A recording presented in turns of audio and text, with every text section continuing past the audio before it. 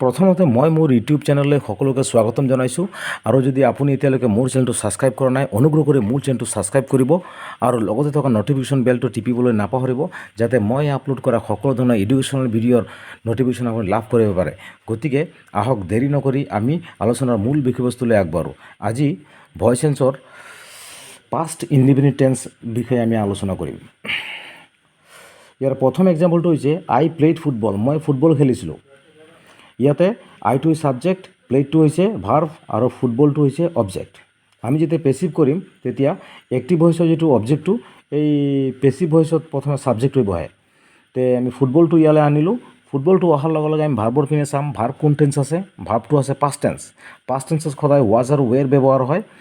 এতিয়া ৱাজ নে ৱেৰ হ'ব ইয়াতে, এইটো আগতে জানিবলগীয়া কথা। সেইকাৰণে আমি এইটো চাব লাগিব যে ফুটবলটো কোন পাৰ্চন আছে, যিহেতু থাৰ্ড পাৰ্চন আছে, থাৰ্ড পাৰ্চনৰ লগত সদায় ৱাজ বহিব। সেইকাৰণে আমি ইয়াতে ৱাজ বহাইছোঁ। ৱাজ বহোৱাৰ লগে লগে সদায় পাষ্ট পাৰ্টিচিপল ব্যৱহাৰ হয়। ইয়াতে প্লেডৰ পাষ্ট পাৰ্টিচিপলটো প্লেডেই হ'ব, প্লেড। আৰু পাষ্ট পাৰ্টিচিপলৰ পিছত সদায় বাই প্ৰিপজিশ্যন ব্যৱহাৰ কৰা হয়। বাই প্ৰিপজিশ্যন বহালোঁ। ইয়াৰ পিছত মি কি কাৰণে হৈছে? ইয়াতে আই হ'লে মি হ'ব, কাৰণ কিছুমান বস্তু চেঞ্জ হয় এক্টিভৰ পৰা পেচিভলৈ নিওঁতে।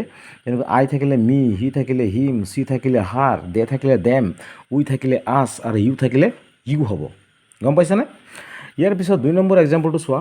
আই ডিড দ্য ৱৰ্ক, মই কাম কৰিছিলোঁ। ইয়াতে ছেইম পদ্ধতিতে প্ৰথমে অবজেক্টটো ইয়ালৈ আনিছোঁ। অবজেক্টটো অনাৰ লগে লগে এইটো কোন পাৰ্চন আছে? Third person. থাৰ্ড পাৰ্চনৰ লগত কি হ'ব? ৱাজ নে ৱেৰ হ'ব?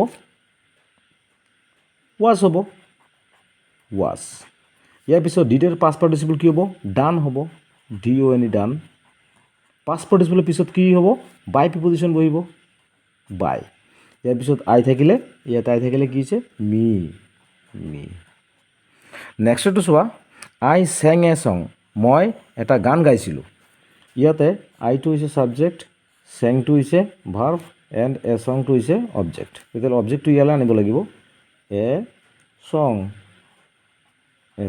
পিছত ভাৰ্বটো কোন টেন্স আছে? ভাৰ্বটো আছে পাষ্ট টেন্স। পাষ্ট টেন্সত আমি ৱাজ আৰু ৱেৰ ব্যৱহাৰ কৰোঁ, ৱাজ আৰু ৱেৰ। এতিয়া ইয়াতে ৱাজ নে ৱেৰ হ'ব?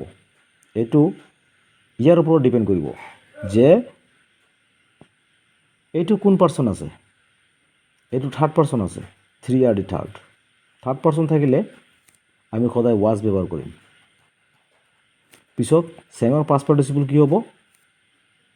চেঙে হ'ব না কি? চিং, চেং, চাং। গম পাইছানে? চাং, SUNG, চাং। পিছত বাই প্ৰিপজিশ্যন, পিছত আই থাকিলে মি হ'ব, কাৰণ চিং হ'ল প্ৰেজেণ্ট টেন্স, চেং হ'ল পাষ্ট টেন্স আৰু পাষ্ট পাৰ্টিচিপল চাং, চিং, চেং, চাং। গম পাইছানে?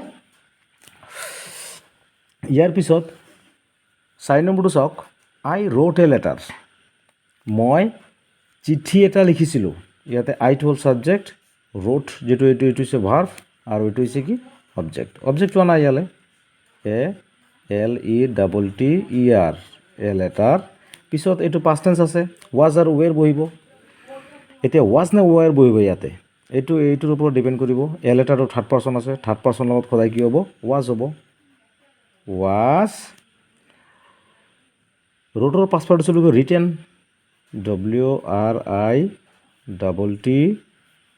WRITTEN, written. বাই প্ৰিপজিশ্যন, আই থাকিলে কি হ'ব? আই থাকিলে মি। ঠিক আছে। ইয়াৰ পিছত আৰু এটা এক্সাম্পল, যেনে I saw' the tiger, subject, verb, object. এতিয়া দ্য টাইগাৰটো লৈ আনা, TIGER, টাইগাৰ। এইটো পাষ্ট টেন্স আছে, ৱাজ ৱেৰ ব্যৱহাৰ হ'ব। ৱাজ নে ৱেৰ হ'ব? ৱাজ হ'ব, কাৰণ এইটো থাৰ্ড পাৰ্চন আছে, থাৰ্ড পাৰ্চন থাকিলে ৱাজ হয়। ৱাজৰ পিছত চ'ৰ পাষ্ট পাৰ্টিচিপল কি হ'ব? চিন। পিছত বাই প্ৰিপজিশ্যন, পিছত আই থাকিলে মি। গম পাইছানে? Thank U.